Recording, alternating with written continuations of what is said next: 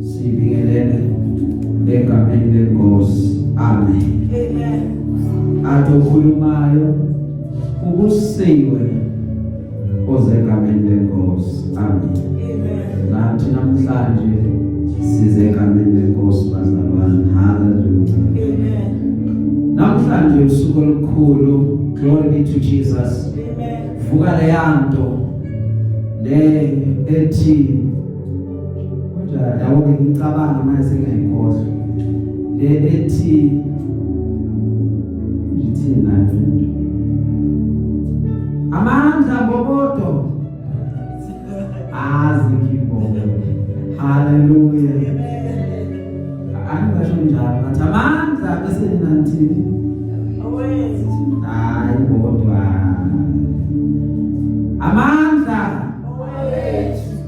Hallelujah.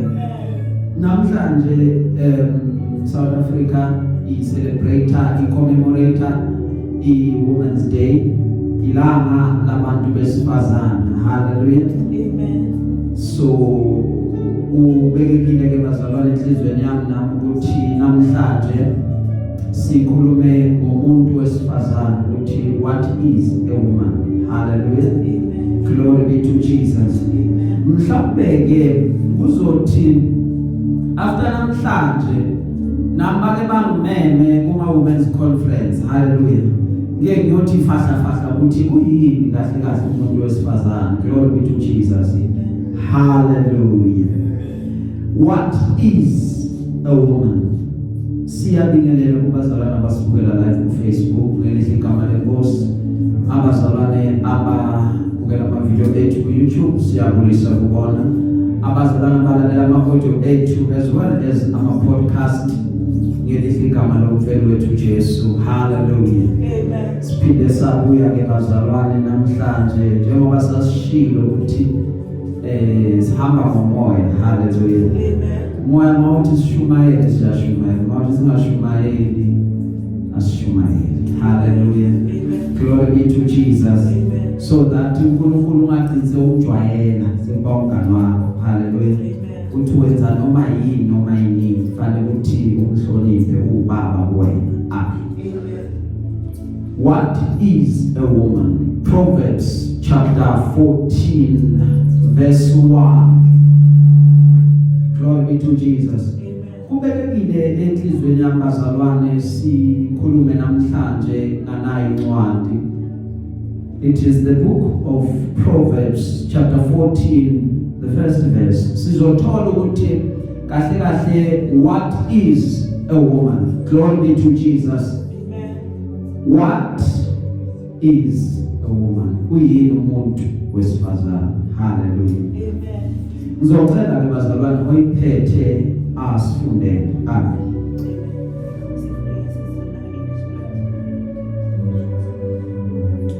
Isaka 14 verse 1 ifundeka kanje: owesifazane ohlakaniphileyo uyakha indlu yakhe, kepha oyisiwula uyayidiliza ngezandla zakhe. La usiphindele. Owesifazane ohlakaniphileyo uyakha indlu yakhe, kepha oyisiwula uyayidiliza ngezandla zakhe. English.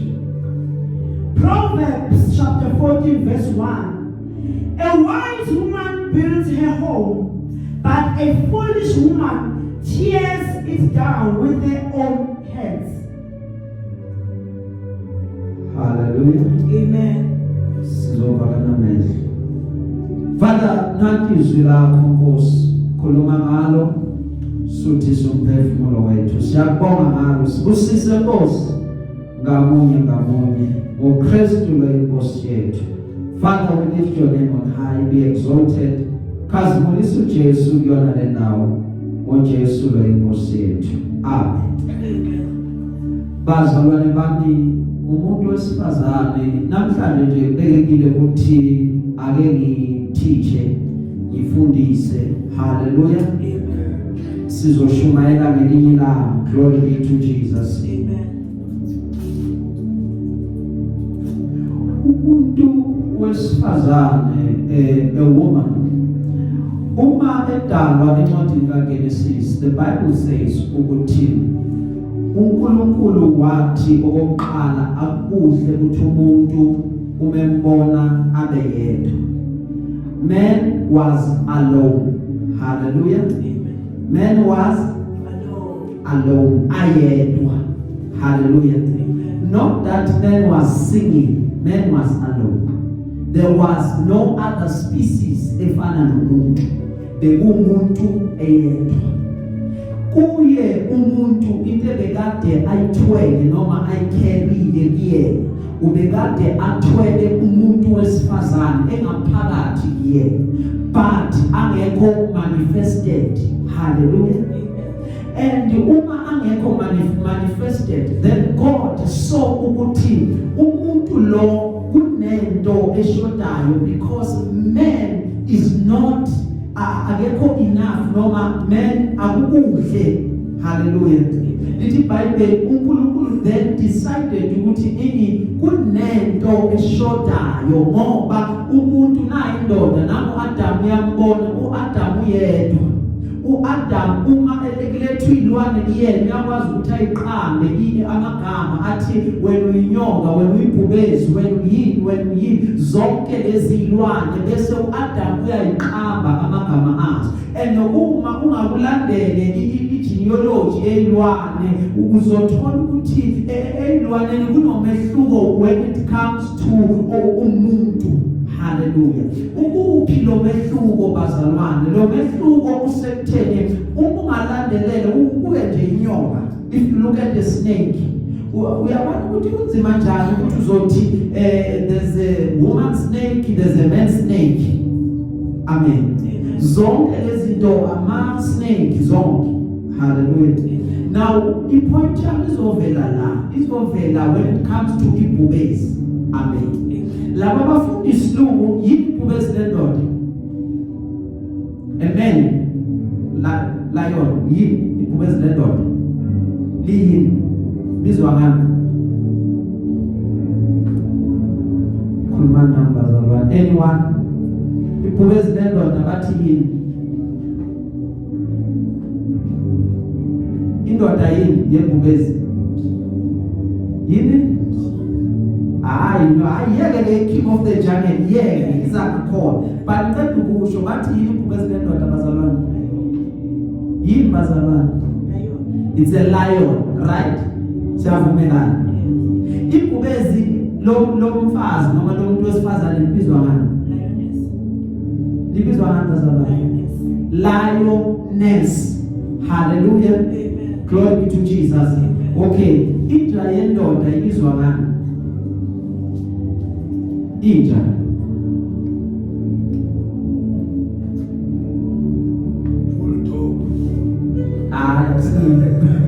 Hallelujah. Dog. Now that is why kune struggle ukuthi mamzoti inja yendoda ibizwa ngani kunzima ukuthi you'll find igama ukuthi hayi ngathi ibizwa ngalento, because it's very difficult. Amen. Now ubake ukuthi umehluko ukuphi, it matters ukuthi we have a dog sinenje. Hallelujah. Sinekati. Amen. Sinabo bonke lokho kunokhona. But when it came to a woman, lithi iBhayibheli uNkulunkulu kwamele ukuthi alalise uAdam.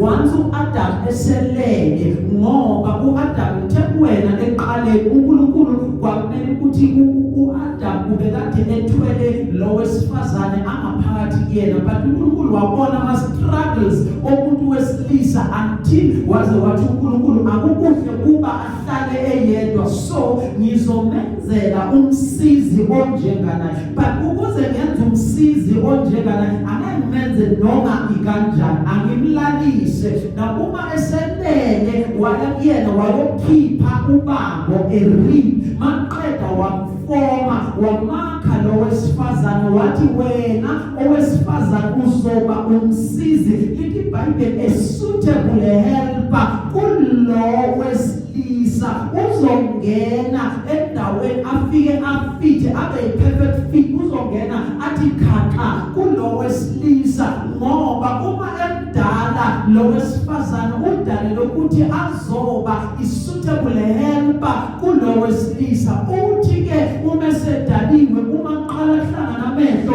phakathi kwaka-Eva no-Adam, u-Adam umembona uthi this shall be called a woman. Lo bizwa ngokuthi umuntu wesifazane, a woman. Why? Because she was taken out of a man. Hence abizwa ngokuthi it's a woman, ngoba uphume kowesilisa. Glory be to Jesus. Now uma leli gama lithi woman lisho ukuthi lapho amagama amabili it's the name womb and a man. Okusho ukuthi lo wesifazane unamandla okuthwala as opposed to lo wesilisa. Now ngiyayithi uma ngikhuluma ke mina umuntu wesifazane akukona ukuthi amandla kanawo, unawo amandla, nedwa amandla akhe avalelwe ngaphakathi, awabonakali, akuyena umuntu weyikhwepha njengalo wesilisa. Uma kudingeka abantu bamandla ukuthi bazobuka amanje, kuvamisile ukuthi bizwe abantu besilisa, ngoba laba besilisa kuyaziwa ukuthi bangabantu beyikhwepha. But lo wesifazane amandla akhe avalelwe ngaphakathi. Yingakho ke noma ngabe yini ongayithatha uyinikeze umuntu wesifazane, unalento yokuthi akwazi ukuthi ayimultiply into, ayihlali njalo. Once it reaches izandla zakhe, ngoba kuyena indalo yakhe kunalento ngaphakathi yokuthi uyafukamela, kunalento kuyena ngaphakathi yokuthi uyakhulisa. It is natural, ngoba uthatha impuphu unikeze yona, but umufika uthi nginikeze impuphu mama, but umusufika uthola sekuyipapa, ngoba sekatransformile leyo mpuphu wayenza into ezokwazi ukuthi idleke. That is why yebazalwane uma sibuka, angazi mina bazalwane sengifunde kudala nyana, ngicela ukubuza Sonto School, Sunday School, ukhona utishara usele ofundisayo ka grade 1, grade 1 ukhona mfundiswa abobani? Khuluma nawe abome. Why? Ngoba lo wesifazane, she is the first teacher. Amen bazalwane. Kunzima kwindoda ukuthi ezinye zezinto ingayiqala izenze until kuthi kube owesifazane oyenza qala. Glory be to Jesus.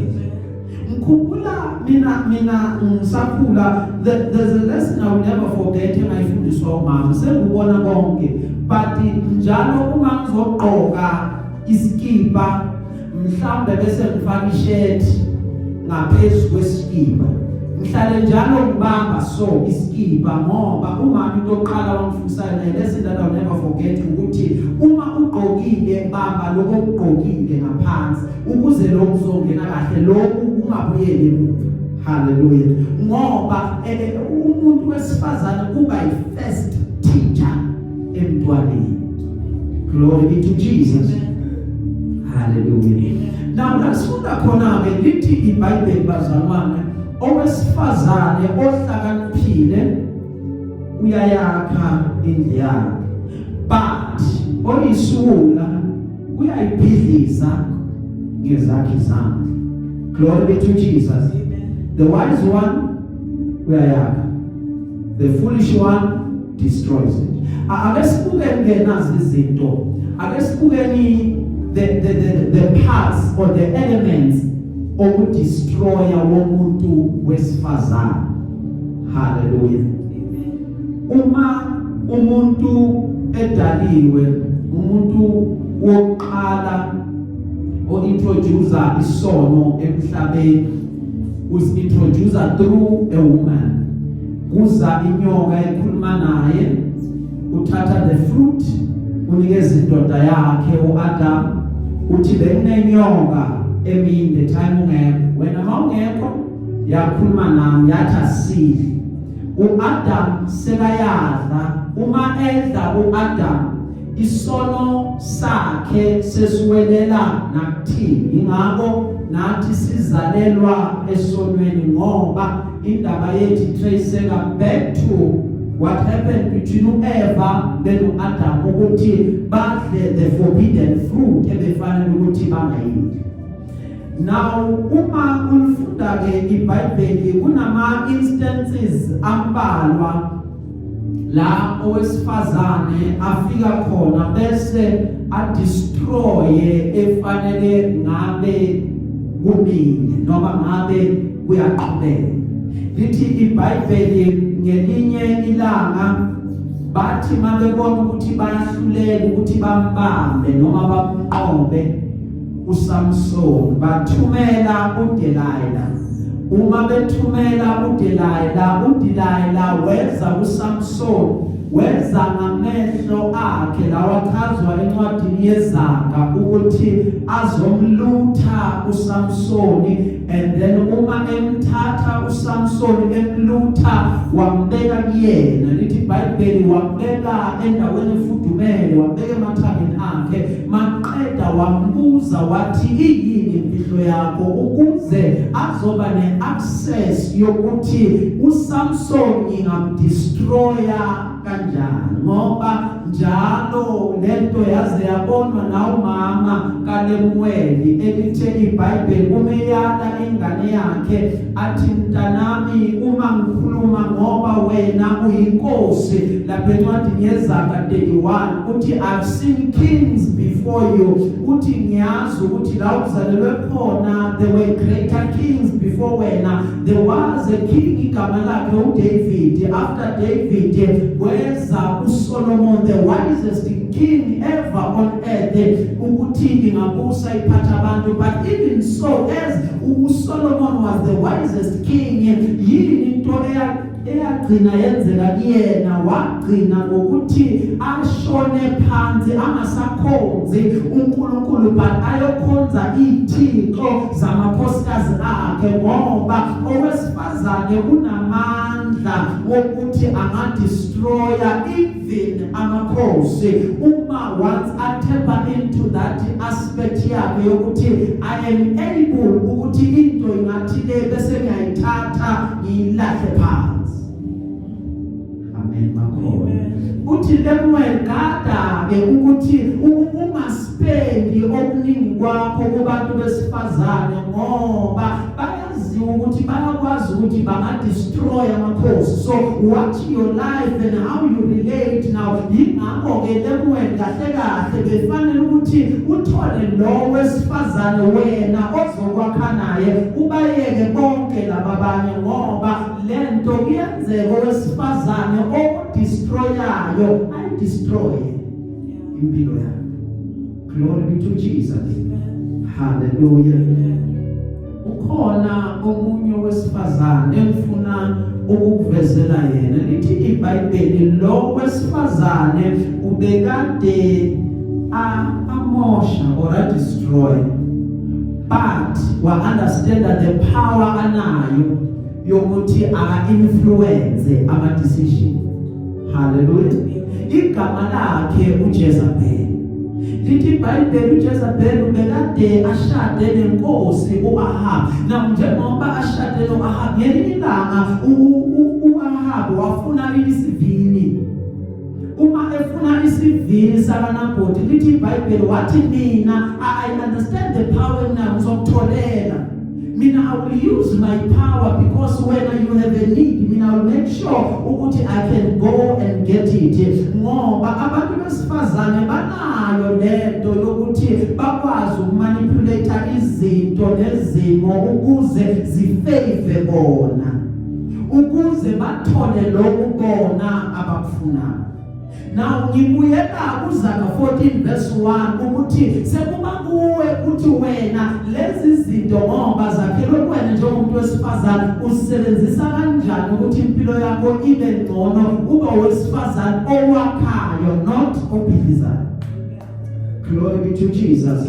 Ngoba zonke lezi zinto zingasebenza for the betterment yakho ukuthi wena uyisebenzise ukuze ube sendaweni engcono. Ungathi kusasa kusasa umuvuka uthi ngaze ngayidestroy impilo yakho, because lokho kuzosho ukuthi ungowesifazana oyisuku, ngoba unawo wonke amathuluzi ongawasebenzisa ukuze impilo yakho ishintshe.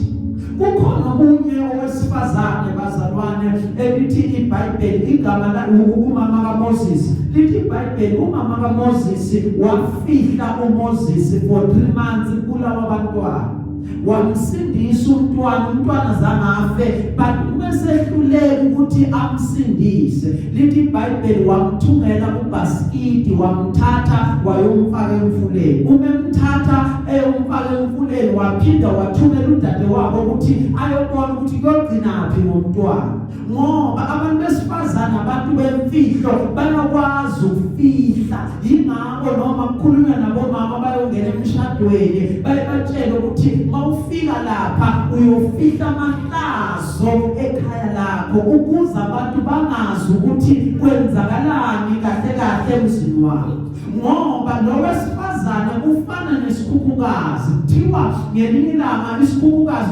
kuke kwasha kwathi makushile kwatholakala isikhukhukazi. Nawo lesi sikhukhukazi satholakala sesomile, kwabonakala ukuthi sishile lesi sikhukhukazi sesifile. Na uma beqhubeka bathi basithinta lesikhukhukazi babona kuphuma amaqwane aphila ngaphakathi kwaso, ngoba umuntu wesifazane ufana nesikhukhukazi uyafukamela avale ikhaya lakhe so that ikhaya lakhe libe nowonke. Wonke umuntu ofikayo ufike ekhaya ngoba kunomama olapho, ekhaya elinomama liba nomfudumalo. Amen. Hallelujah. Amen.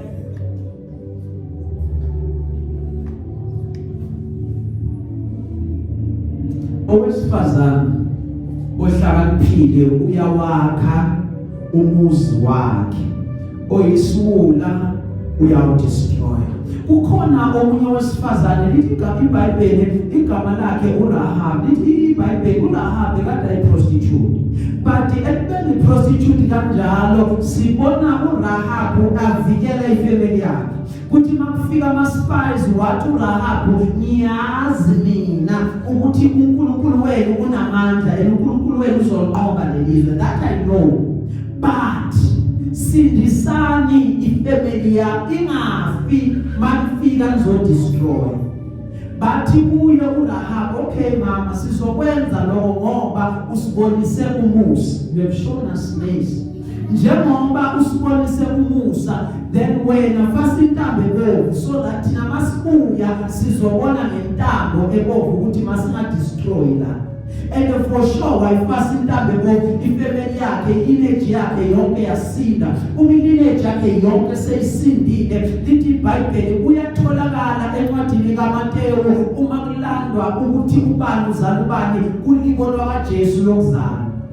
Ukho because one recognize noma wabona ukuthi ukuze impilo yami ibe ngcono noma ukuze impilo yami yakheke angenze nabo noma ipast yami ingekho yinhle, but ngisengayishintsha future yami, ngoba uma uba owesifazane kuyenzeka kuhamba isikhathi kube khona amaphutha azovela along the way, but uma uba owesifazane ohlakaniphile uyafunda ukuthi mangahlali emaphutheni, but angisebenze kuyimanje lami ukuze kusasa lami lizoba ngcono.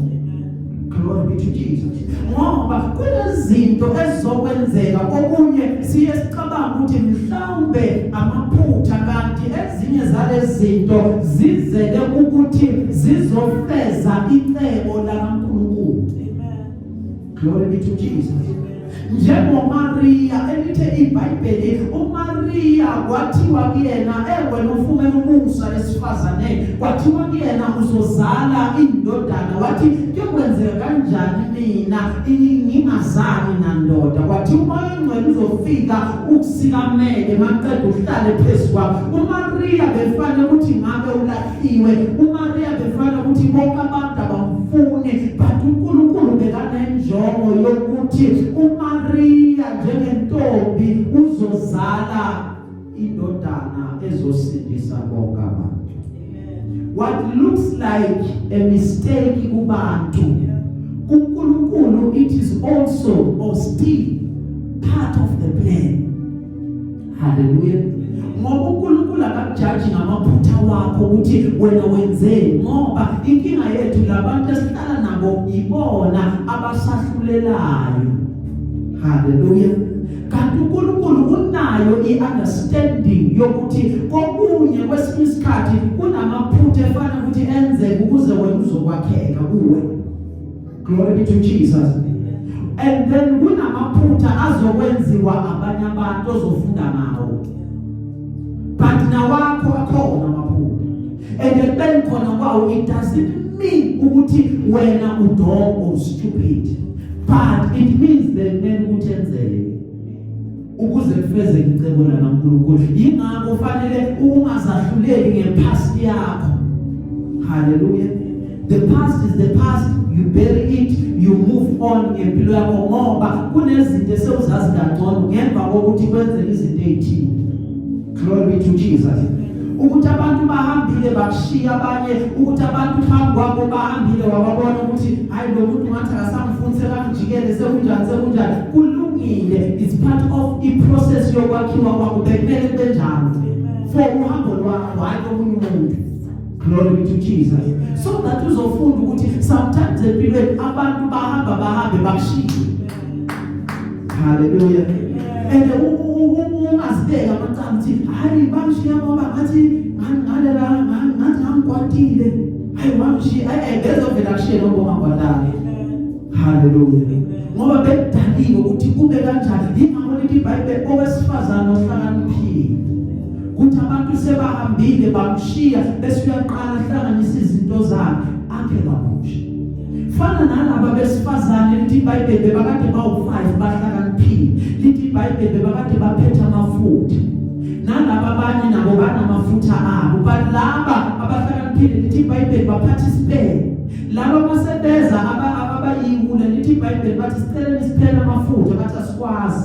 Amanye wathenga ngoba hleze lamafutha nathi angasanele ngoba nathi silindumye. So iba nale wisdom ukuthi ube nezinto enough ukuthi zisustain wena ukuze nomuyena afika akutolerate. Hallelujah. Glory be to Jesus. Ingakho lithi iBhayibheli ohlakaniphile uyawakha umuzi wakhe. Baba isura uyawuphelisa. Hallelujah.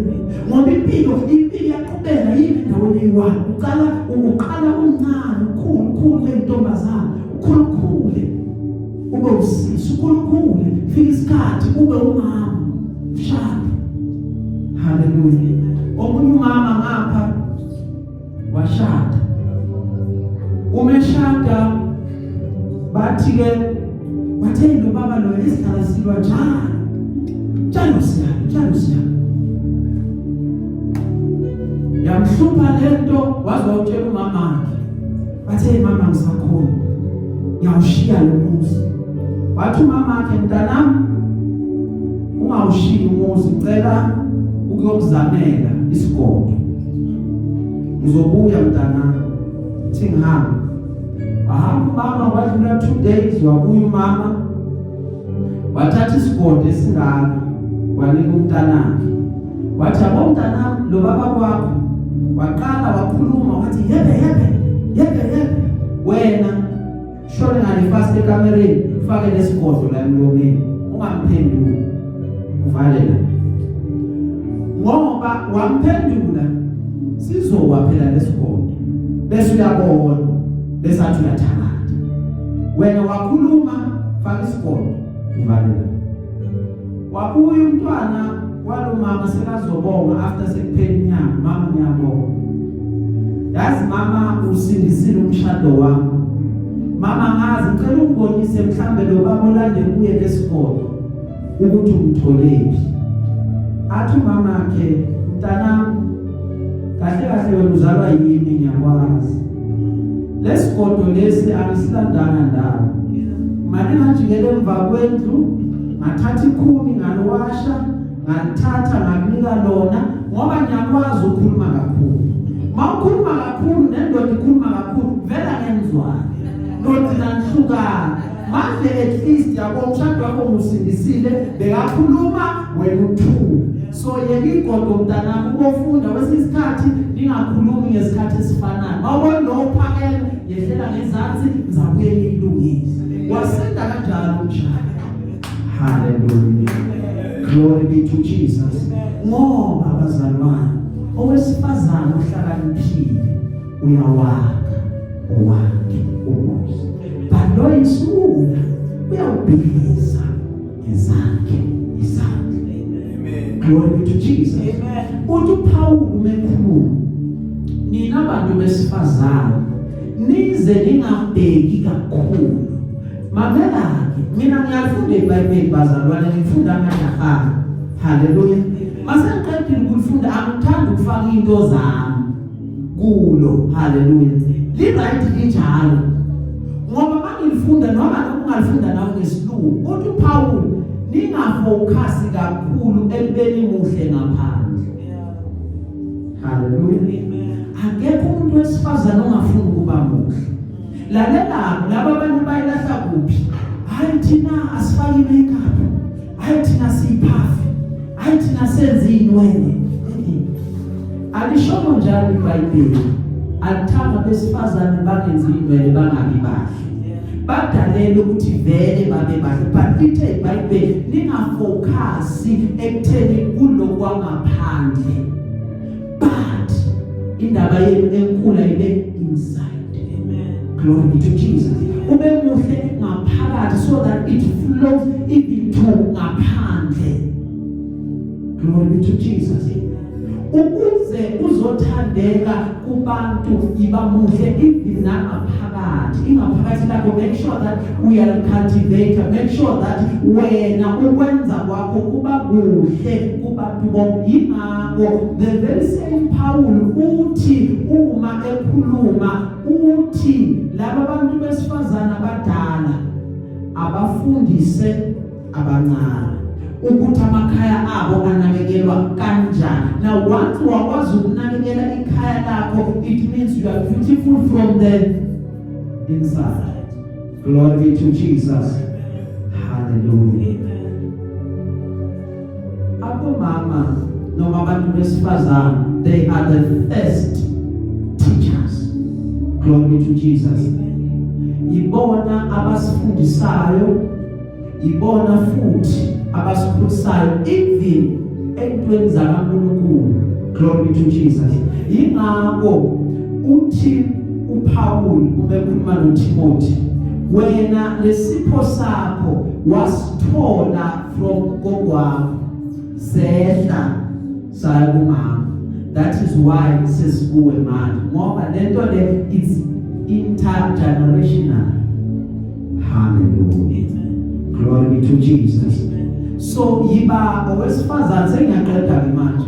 Yiba owesifazana ohlakaniphile okwazi ukuthi akhe indlu yakhe. Ukuze wena ube yilo wesifazane okuProverbs 31 singakhulumi nje sithi kunowesifazane okuzaga 31 ngoba lokhu zaga 31 umuntu osebenzayo umuntu oyimene. Ingakho lithe iBhayibheli even abantwana bakhe nendoda yakhe they call her blessed because noma identify a field uyahamba itheni. Umuntu oyigogeta ongalinde umuntu ukuthi uzofika amtshela athi yenza kanje. Umuntu ozenzelayo oyibambelayo. Kulapho uvela khona ke lesiyasisho esithi owesifazane ubamba kuphi? Ubamba umese la ukhali nakhona. Because akubonakala ukuthi lo mese uyasika but she hangs on to it because why unamandla ukuthi afambe into ngaphakathi. Hallelujah. Glory be to Jesus. Sengifuna ukugcina ke bazalwane. Ngizothi mina ibana besifazana abahlakaniphile. Ibana besifazana abazokwazi ukuthi bakhe izindlu zabo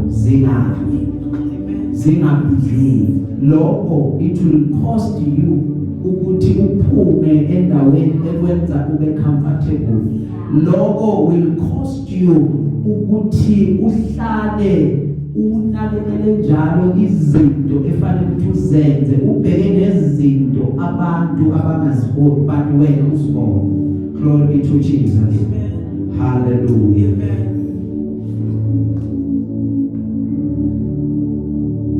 Become a woman of substance. Amen. Glory be to Jesus. Amen. Unganaki labanye abantu ukuthi bayenzani ngoba uhambo lwakho olwakho kuphela. Uhambo lwakho alifaki omunye umuntu. Once waba careless, into ezokwenzeka you will end up destroyer lento oyakhala. Zakhe wena uphinde bese wakha ikhaya lakho. Once ikhaya lakho lakhe, even umphakathi ohlala kuwona uzokwakhela. Glory be to Jesus. Abantu bazokwazi ukuthi wena njengomuntu wesifazana awuhambisani nezinto ezibhedayo.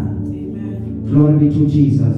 Bonke bazosika iphethi noma bafunde kuwena ukuthi umuntu wesifazana wenza ngalendlela noma bakhona ngoba kwesinye isikhathi abantu besifazana into abagudi kuyona baya influenceana kakhulu.